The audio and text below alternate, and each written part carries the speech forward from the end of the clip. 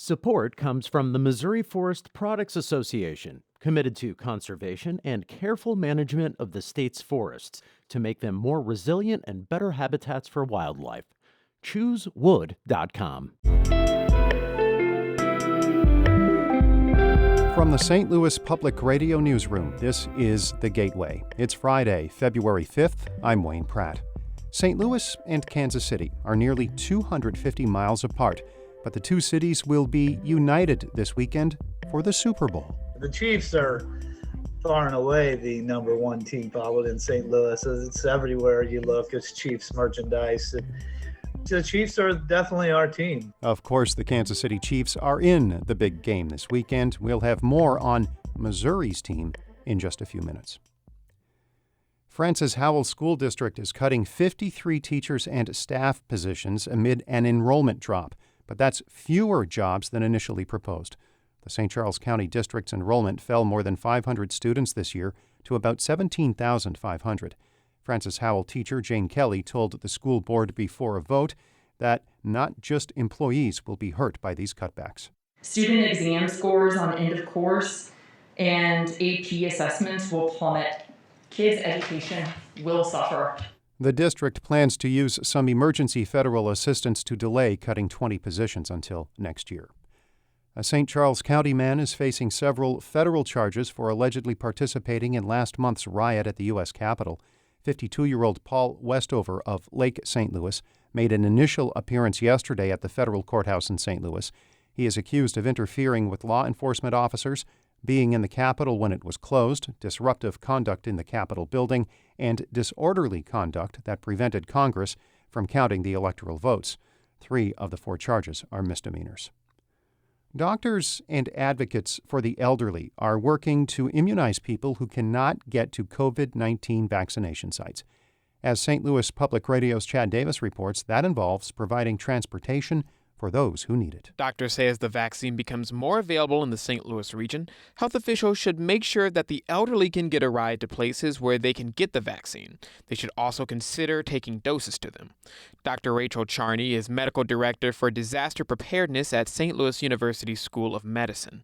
She says public transportation and mobile vaccine clinics could help, but officials also need to rely on community organizations to keep people informed. Where do people already get their information and how we can leverage those sources to both allow for opportunities to apply for vaccination as well as to send out the information people need to make an educated decision for themselves. Clinics, churches, and other community groups have started busing seniors to vaccination sites. I'm Chad Davis, St. Louis Public Radio. The Illinois Department of Public Health is rolling back some coronavirus restrictions in the Metro East. Indoor dining capacity limits are increasing under these relaxed rules.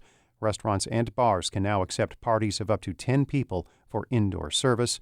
Also, some indoor recreation facilities can now reopen. One of the 4 candidates in the March 2nd primary for mayor of St. Louis says his extensive legislative experience gives him the best understanding of the office. St. Louis Public Radio's Rachel Littman has more from Louis Reed's appearance on Politically Speaking. Reed has been president of the Board of Aldermen for 14 years. During that time, he's pushed legislation that requires the city to come up with crime and economic development plans and for body cameras. But Reed says he doesn't have the authority to make the mayor follow that legislation. From the legislative branch, you have a bully pulpit and you can push and everything else, right? But some of these things that take years to do from my current post, those things are just easy turnkey things we can to get done in the mayor's office. Reed says violent crime is the #1 issue for the city. He's promising a public safety plan that includes efforts to address poverty and increases the number of police districts. I'm Rachel Littman, St. Louis Public Radio. Reed's full episode of Politically Speaking and interviews with his 3 opponents are up on our website, stlpublicradio.org.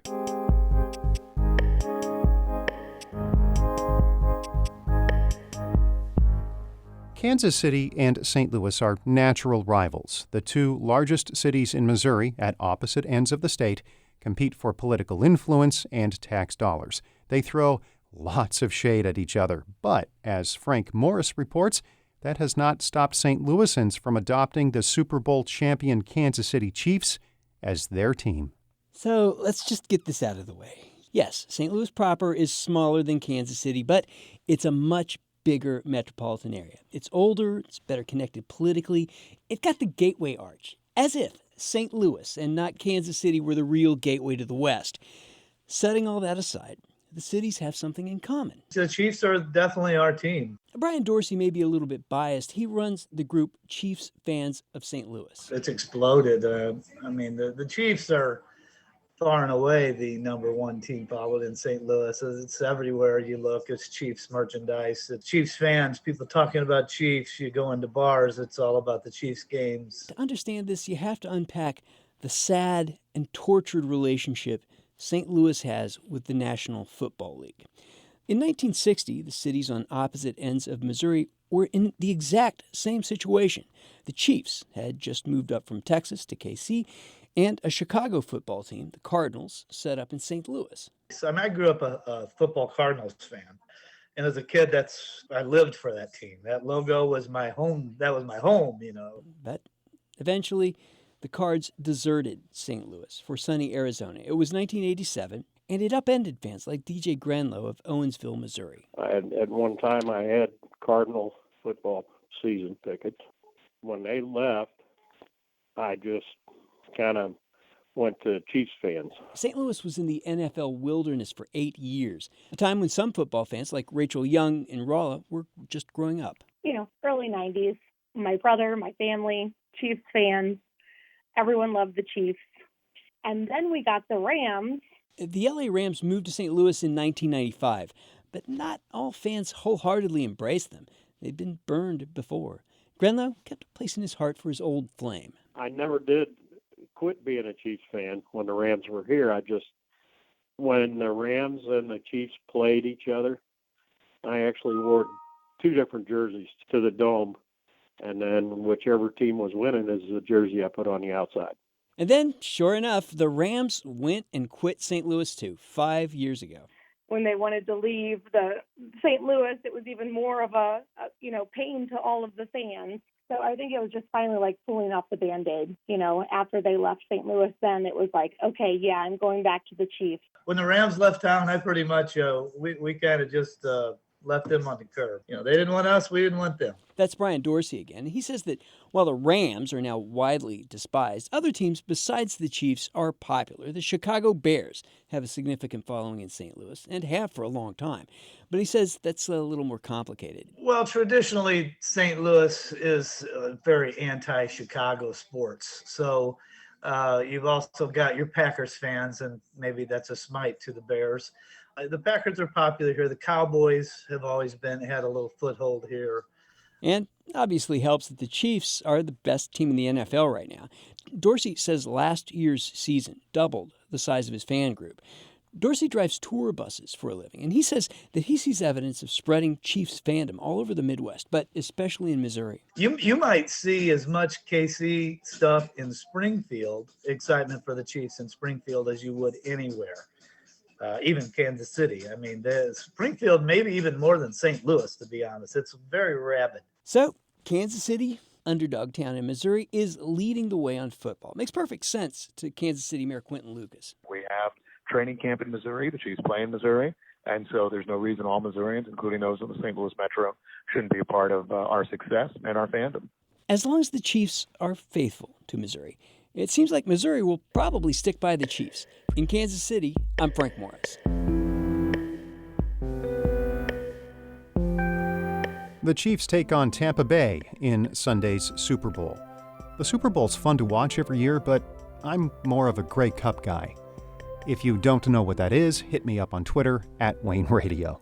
Frank Morris, by the way, is a reporter at public radio station KCUR. Shula Newman is the executive editor of St. Louis Public Radio. Music by Ryan McNeely of Adult Fur. Have a great weekend. I'm Wayne Pratt. From the St. Louis Public Radio Newsroom, this has been The Gateway.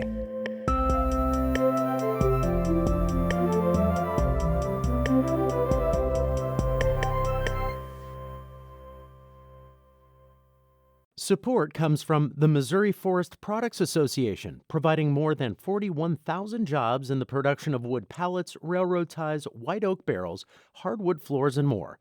Details at choosewood.com.